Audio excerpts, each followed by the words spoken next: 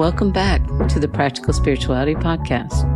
We are so excited to have you on this journey with us, where we explore all elements of mind, body, emotions, and soul through the lens of everyday life. Hello, Kim. Hi, Gareth. How are you? I'm doing good. Happy New Year. Happy New Year to you, too. What are we going to talk about this week? Well, I think it's a very familiar topic in the world of spirituality, self-help, self-exploration. It is exploring what does it really mean to live in the present. This is a great topic. Because I think people have no idea what it means because there's so many conflicting views out there. And this is why it's quite an intimidating topic for us to talk about. And the reason why I say that, because this could be a 10-hour podcast if we dive into this. Yes, it could be. Because I do think there's so many different angles to approach it with. And when you start actually exploring all the different material out there and how all these different authors and individuals talk about the present moment and the uses of the present moment, it can be a lot to wrap your head around and a lot to dive into. So I think it would just be an interesting conversation for us to explore. And you never know, there might be, well, I know there will be many more episodes that will come out of this topic alone. I'm sure there will be because there's just so much around it. I mean, we can simplify it, but that's not what we want to do. We want to really get in and help people look at all the different ways that people talk about living in the present. Look at the fears around what that actually means, how we avoid it, or sometimes how we use it as an excuse, like with so many of these spiritual topics. Yeah. That's what I think gets very interesting is it almost becomes spiritual armor. Yeah. Without realizing it, a lot of people use spirituality to run away from their own reality.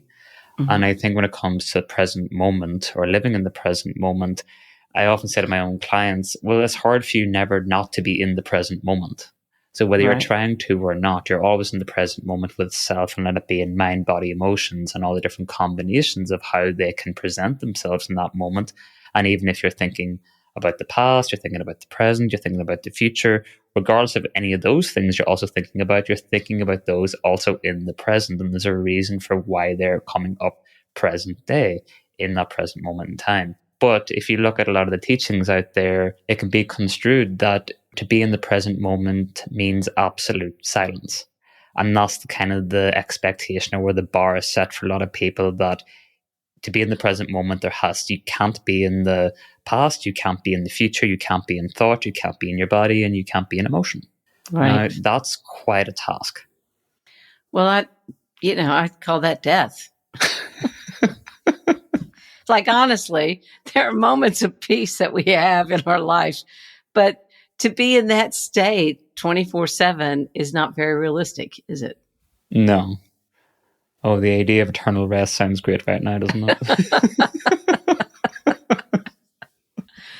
Well, I mean, honestly, if you think about it, when you look at some of those definitions, it's like, how are you living if you are in that space? You cannot possibly be experiencing life at the same time if you're pretty much blocking all of life out.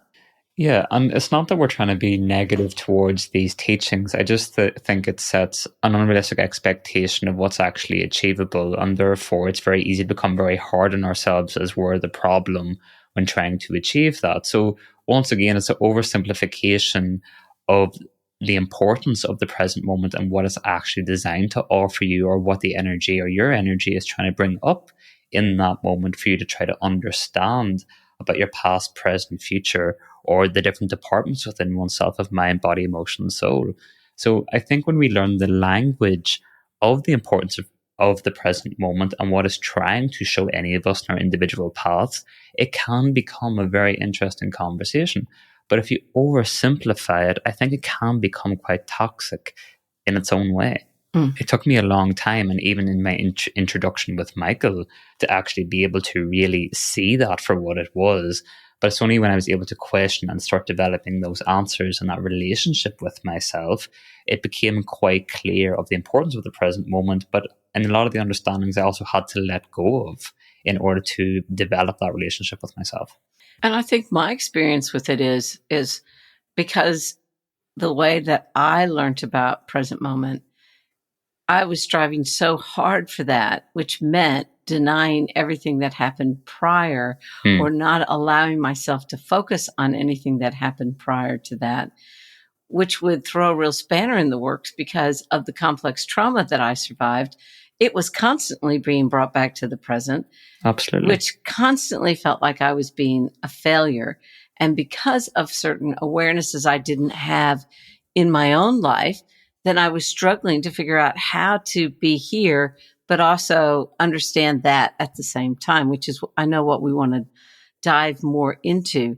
But that is one of the conflicting things that happens, because if you don't even know what being present means in the present moment and you have a misunderstanding about that, then it's just another tool to shame you when things are brought to your attention, whether that be past or present or future. When it's brought to your attention, you're like, well, I shouldn't be doing this. I should, and that you'll hear a lot of those should words come up. And I know that that was my own misunderstanding. Like you were Hmm. talking about, I didn't have an understanding of it. I'm not putting any teachings down, but there is that level of, you don't need to go there in some of the teachings. You don't need to go back to the past. And it's like, well, I don't want to go back there and live there, but I need to understand it. But I So think that's what's interesting what you're saying, because you and I often talk about you can't explore every part of your past, of everything you've ever been through. We'd never ask anyone to do that. But what's very interesting about being in the present moment is constantly going to bring you back to very specific points within your past that it wants you to understand today and right now in this moment. So being in the present moment with elements of your past is actually what helps unlock yourself present day and helps open up your future, but it is your energy that is guiding that in your mind, body, and emotions with your past, present, and future.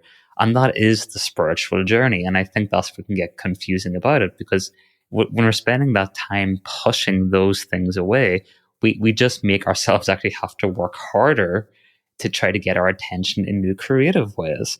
So if we're not taught this, though, we can understand how that can be so conflicting and so confusing for any person on this journey, as it was for you and I.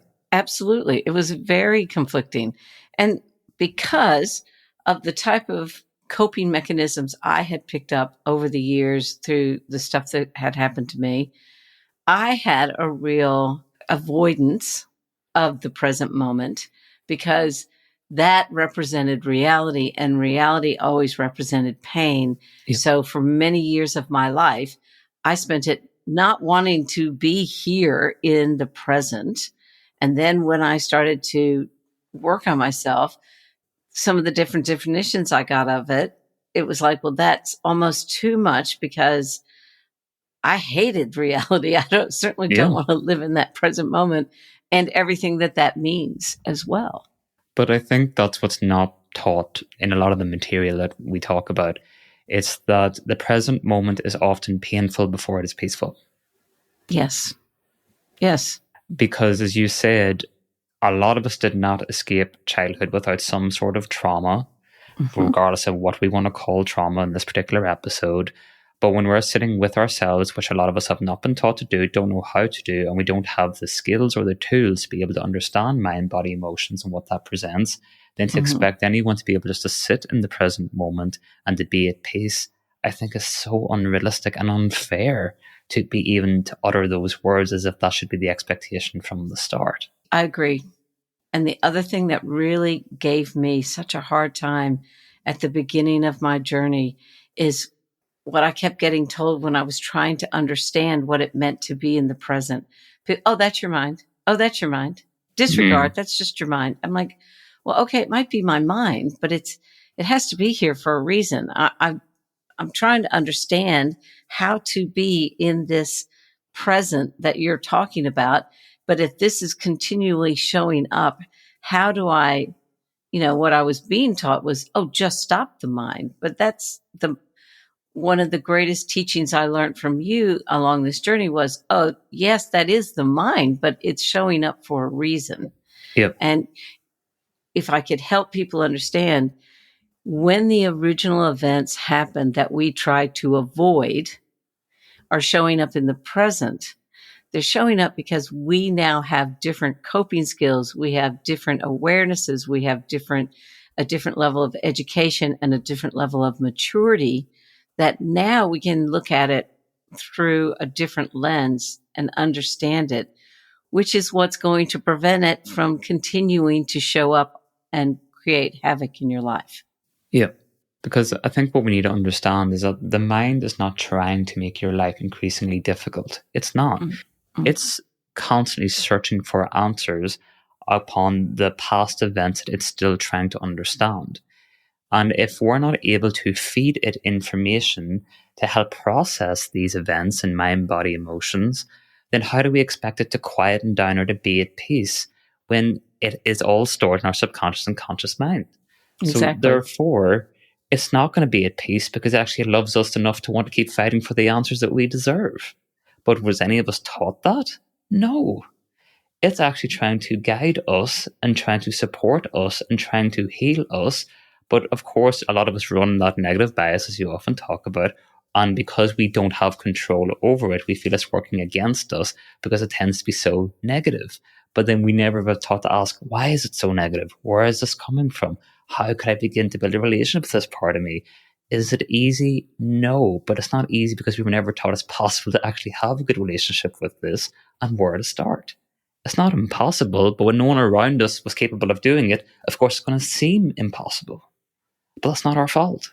It's not only going to seem impossible, but it feels so damn uncomfortable. Correct. And we don't understand it. Then because so many people have told us throughout our life, or at least myself, how I was failing at this thing called life. And these events kept showing up and creating more patterns because I didn't have the understanding.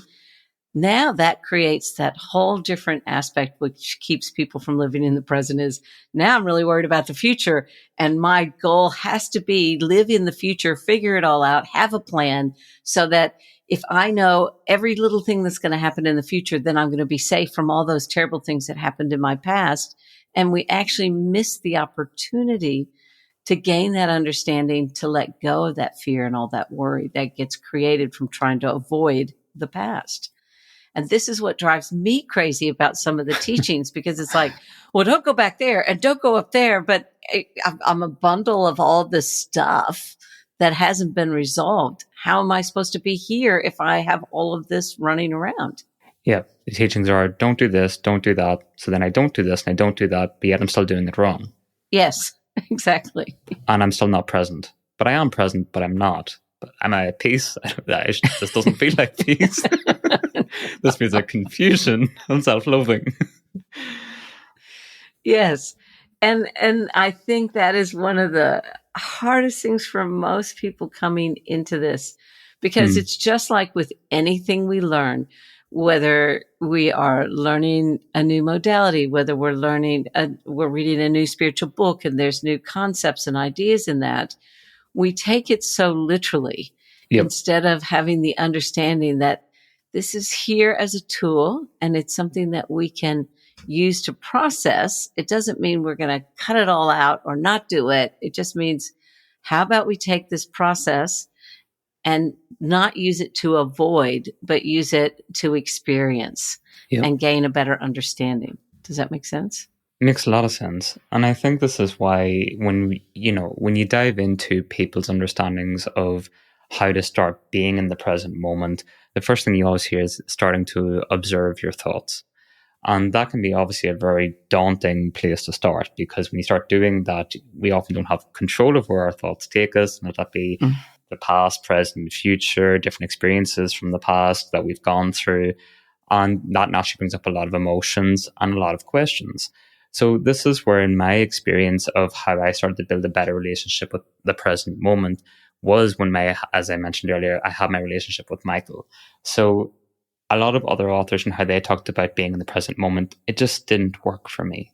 It didn't work for how my mind, the relationship I had with my mind, the relationship I had with my emotions and my body, I wanted it to work. I tried my best to make those teachings work for me. It just didn't stick. And that's okay. And it took me a long time. That I am so happy for those authors that their way worked for them. And this is where you and I have talked about this before. Not everyone's version of spirituality is going to work for every single person on the planet. Exactly. You Yes. have to try multiple different teachings. You have to figure out what works for you and what doesn't. And that evolves so much throughout anyone's given life. Where it changed for me is that when I met Michael, and my mind was jumping into the past, the future, the present, mind, body, emotions. When I met Michael, it was the first time sitting with his energy and mine that I was able to ask any single question that was coming to mind and to get immediate logical answers. And through doing that time and time again, through journaling and sitting with myself, I found that my mind was starting to be at peace because I was able to process what it didn't have the opportunity to before because it didn't have access to the information. And then with that, then my emotions started to settle, then my body started to settle, and then I was able to experience peace in ways I never had before. But I had to start with my mind, then my emotions, then my body, and that's how it worked for me. Does that mean it's going to work for the next person? Maybe, maybe not. Might But work that's differently. where getting and feeding the mind the information that it didn't have access to was the first step in my ability to find peace in the present moment.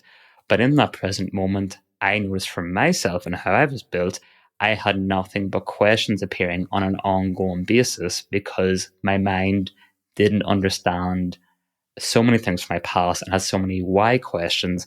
And if I look back, it was so unfair to me to expect me to be at peace when so many of those things were unresolved and there were so many whys.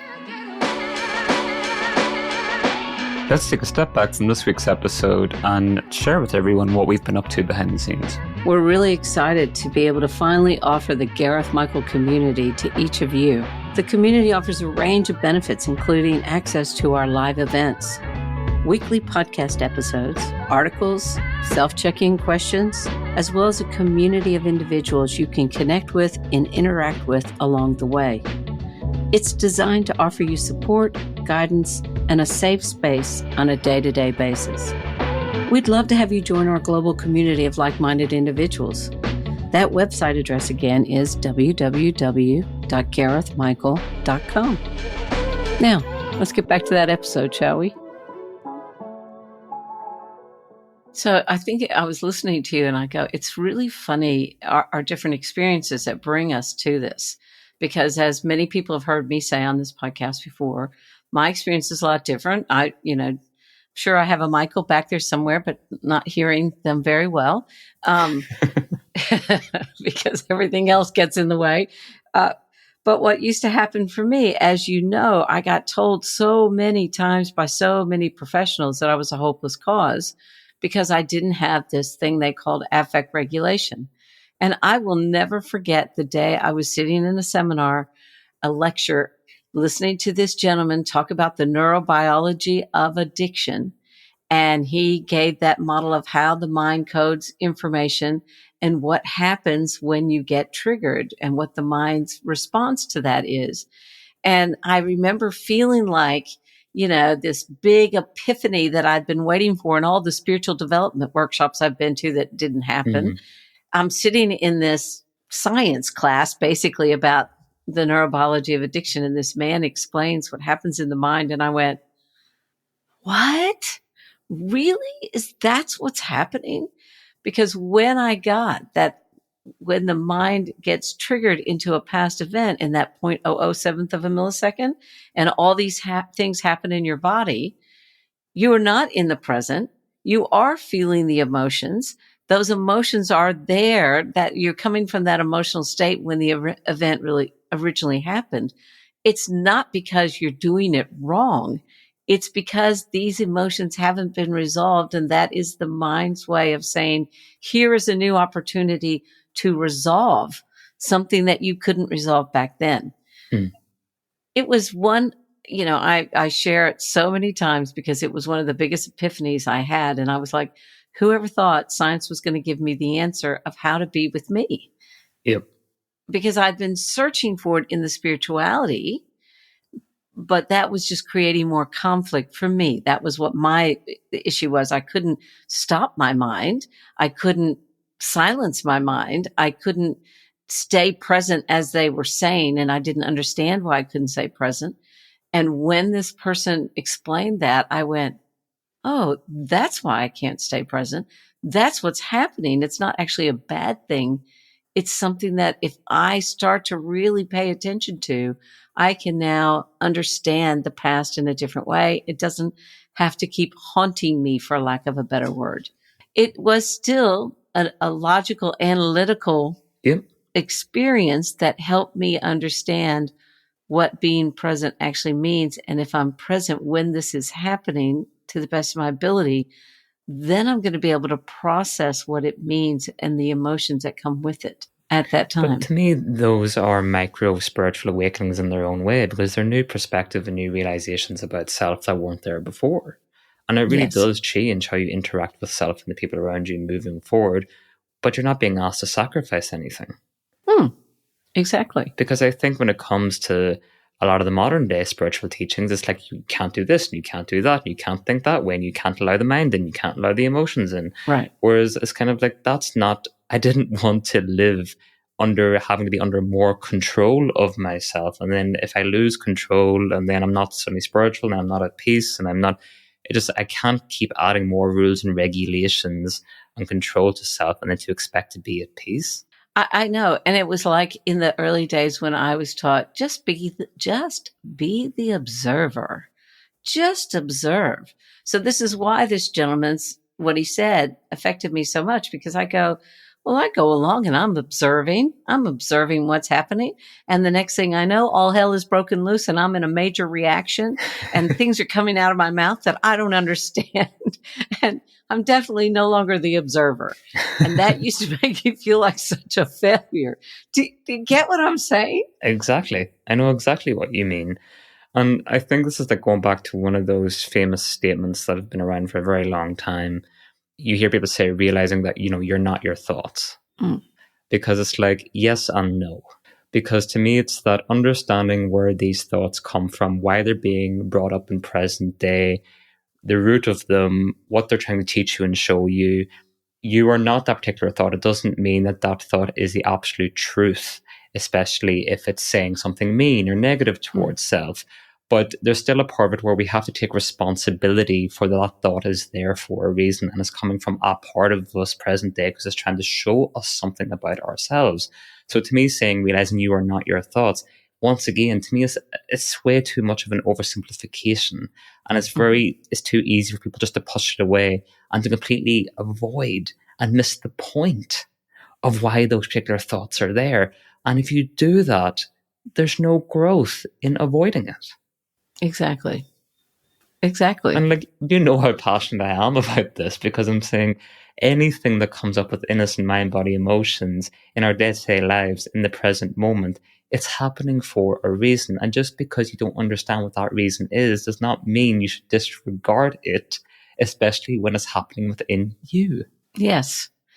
And disregard it or avoid it. And this comes back to that point of the topic, the importance of being present. Okay. So when you start to become aware that this moment that we're living in right now, regardless of what is showing up, that is the PowerPoint. So once I had the understanding of what the mind was doing, and I'm no longer fighting the mind, if I'm present and go, okay, well, that's just happened. And here are the emotions that are here. When have I felt like that before? Now, in the adult self that I have in this moment, I can review and understand what happened in such a different way. Whereas if we're avoiding it and then we want to try and go back and backtrack and do what we've been taught to do, which is justify and rationalize most of the things that have happened to us, then we've missed the opportunity. And it will come again. That's the beauty of how this process works.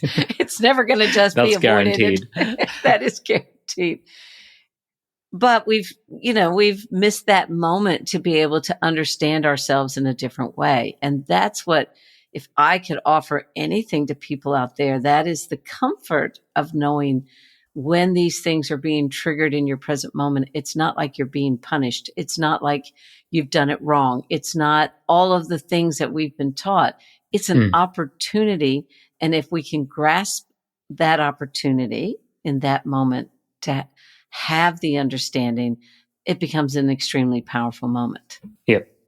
Because I feel for most people, the present moment is allowing us to be able to question, to explore, and to grow. Mm-hmm, mm-hmm. And in the present moment, that can happen through our thoughts, through our emotions, through our body, through our past, through our present, through our future. But if we're going into the present moment, which I talked about earlier, where you're never not in the present moment, but if you're focusing in on the present moment and you're trying to control it, it's always interesting of the lashback the system, our internal system, is going to give to any of us.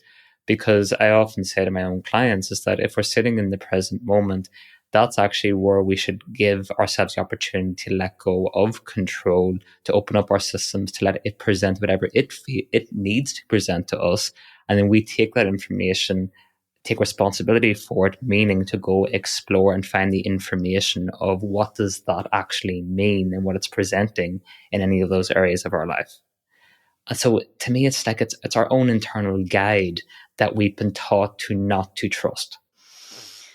And you just said a mouthful. We've been taught not to trust it. And that is so true. And even in some of the spiritual teachings, we're still taught not to trust it.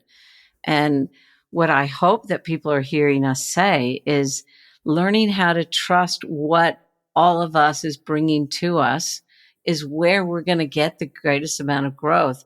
And what that looks like for each individual person is completely different. It is never going to be the same. That is why it's so hard to teach in some way spirituality, because it's different for every single person that is on the planet. Yep. And there are different times when people are ready to understand things than, say, when I understood them or when you understood them. Yep. You know, there are people that would say, like, you are much younger and have deeper understandings than a lot of people going through life. So people would go, oh, I wish I could have got this at your age. Well, I wasn't meant to get it at your age. Yep. I had to have those experiences to have the understanding when it was time for me to have the understanding. But that's why it's divine design in its own right. And this is where you and I are never going to say that X is right and Y is wrong. Again, it's never been that simple and it's never going to be that simple. But this is why it has to go back to self. The part of the job that I love the most when working with my clients is when they get to ask myself and Michael any questions they want. Meaning is that what's on your mind, what's going on emotionally, what's going on physically, what are the things that happen in life that you never had the opportunity to ask before, and just to literally start providing their subconscious and conscious mind with information that they've never had the opportunity to actually to sit with.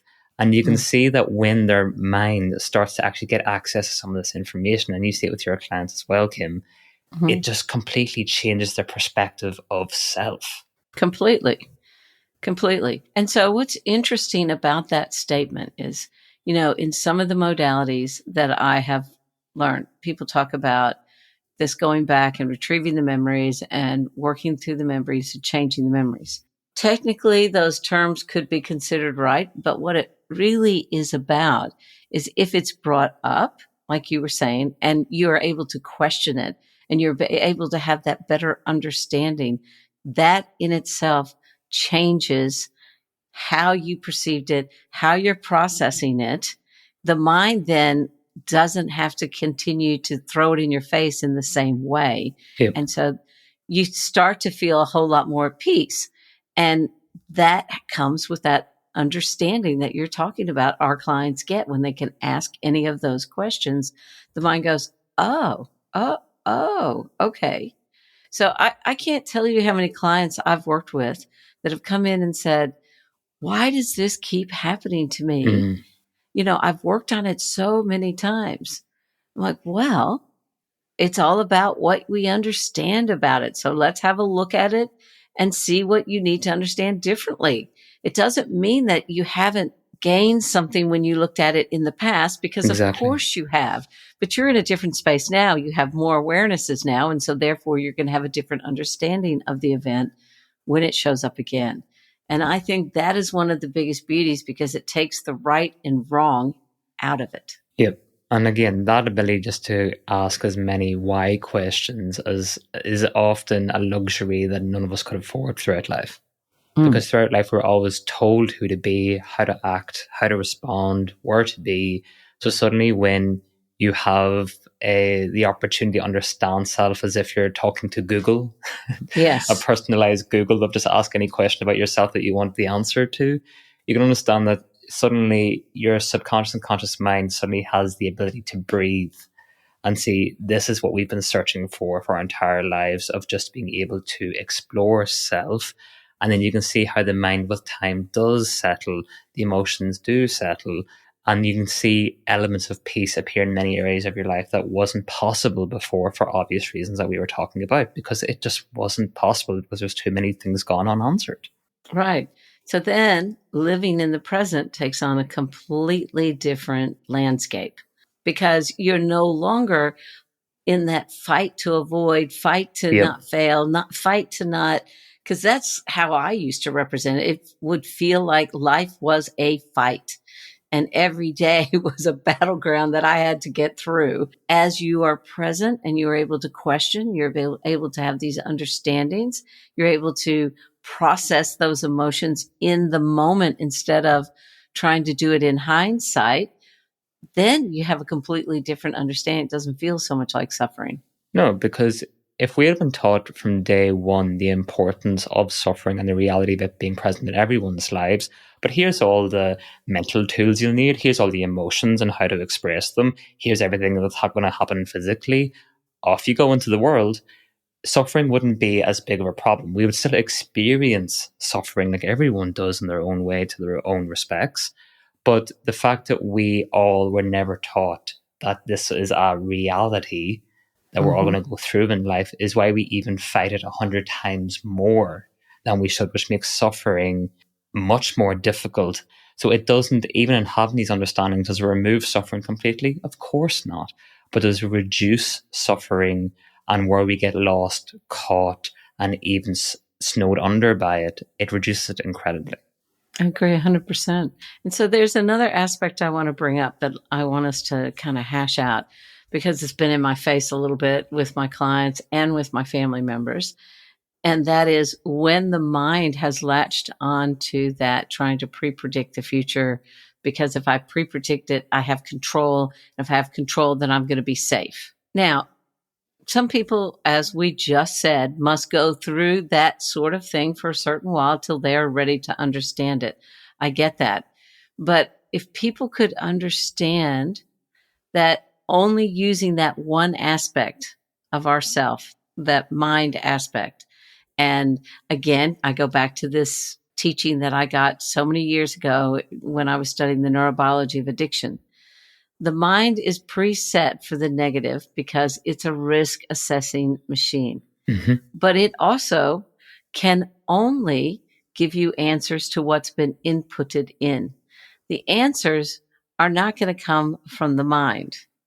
And that is what the mind will continue to bring stuff up for you to resolve and experience in a different way. Yep. But the answer is not here in the mind. And that is why the presence becomes so important. Because when you are sitting with all of self, the physical, the mental, the spiritual, the emotional, and then able to ask those questions that you were talking about, we don't have to pre-predict or be in control because it's all an illusion anyway. Absolutely. And I think there's so many people out there that are suffering with this that are told, especially when it comes to living in the present, just stop trying to pre-predict the future. Just stop it. It's just like that. Just say no to drugs statement. Just say no. Just say no. Do you know what I mean? Yeah. It's so frustrating. And it is also, it becomes such a safety mechanism for so many people. And I think if they could understand that being here and understanding why that whole system got set up in the first place is where they're going to start to find the answers and not have to live in that system. Yeah. But I think that's why the present moment, especially when you're doing this journey and you're aware of that statement and what that might represent, it is very tricky to ask anyone to be in the present moment because of what it brings up in any of us. And it will forever bring up stuff in us as we go through life. Why? Because we're constantly here to grow. We're constantly exposed to new experiences, new people. But it's within the present moment that we have the greatest opportunity to grow with awareness, with our ability to question. And that can be in the exciting part of the journey when we have all the tools and those realizations and the know how, which is a huge part of it. So I think that's why I wanted us to have this conversation, because if you oversimplify it, it can actually make things a lot more confusing, a lot harder. And we already have enough that we're trying to understand a process from the past, that making it more complicated present day, it just never helped myself and by the sounds of it yourself on your journey. So I think it was important to have the conversation to bring it to people's awarenesses of our experiences of this. And I think it's also important to bring that awareness that even when you started learning how to live in the present, and I started to learn how to live in the present, it wasn't something that happened the first try, the second try, the third try, the fourth try. It was a practice. Yep. And it was about consciously making that choice. And when the mind or the emotions or the awareness took us somewhere else, to drop the shame, Yep. to drop all of the expectation of where we were supposed to be and go, okay, so what just happened there? What was, to get really curious about why it happened, because like you said, we're always in the present. Our awareness just might not always be in the present. And when we can bring our awareness back and understand what's going on, that's when it happens differently. But if you've lived 20, 30, 40, 50 years, always not present, then learning how to be here is going to take a little bit of time and practice.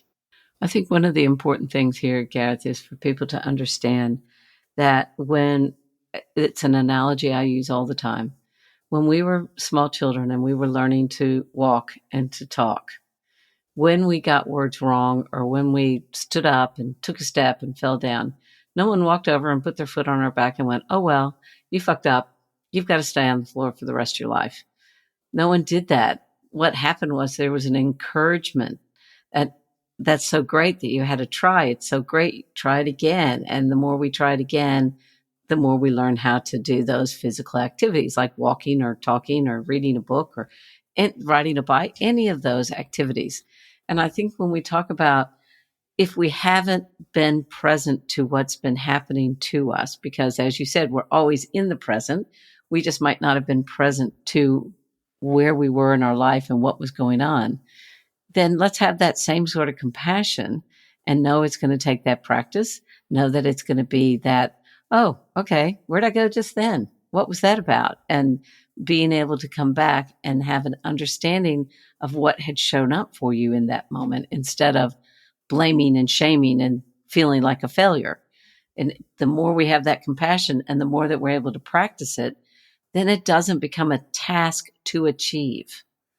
It becomes a relationship with self. And I couldn't agree more, but this is where taking a whole new approach on the present moment is actually, I think, what's needed for a lot of people, especially if you've found that doing it the other way just hasn't been working or you haven't been finding peace within it. If it has worked for you, I am so happy for you. Yes. But if for a lot of people where it's helped a little, but not a lot, and maybe it's time for something new. That's what I needed, and that's what I ended up getting, and that's why I came into my life to when it did. But this is where instead of trying to focus on the present moment of it trying to be silent, how about we actually lean into the noise a little bit? What I mean by that is by leaning into what the present moment is trying to tell us in mind, body, emotions, soul, and by actually having a list of questions of, okay, I'm noticing this in the present moment. Where does that come from? I'm noticing this emotion. Why is that present? This thought is there. That's random. Why is that thought there? And normally when I start working with someone, with myself and Michael, I ask them to write 700 why questions. Just the more questions that they can feed myself and Michael, the more answers we provide them, you can see all the little connections starting of them beginning to understand self. Because it's not that they're not capable of doing that, it's just they've never been given the opportunity to do that, as you were saying earlier. Sometimes we need to lean into the noise in order to find peace and have the willingness to ask why and to educate ourselves. And as you and I have talked about so often, getting more curious about all of this. And that's what a lot of us never had the opportunity to have from a very young age. I just love the fact that when you're talking about leaning into the noise, because we are so busy running away. And if we just lean in and get curious, just kind of fall into place in a different way. But this is what hit me. It's my noise. Yes. I'm not leaning into your noise or my neighbor's noise. It's like, this is going on within me. Mm-hmm. So if I'm not going to lean into it, who am I going to expect is going to do that? Exactly. It's my journey. It's my responsibility. It's my life. It's my thoughts. It's my emotions. It's my body. It's my spiritual journey. It's never a cookie cutter approach. It doesn't work. Every single person's journey is so unique.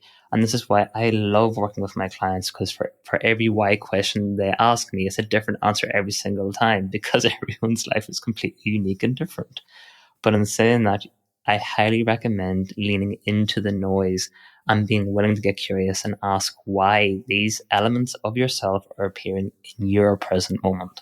And on top of that, the little disclaimer that we always say, if you have fear, if you're afraid that it's going to be too loud, it's going to be too overwhelming, it's going to be too, finding someone that you trust, that is objective, that is outside of your realm or circle, that has the ability to help you gain that understanding in a different way.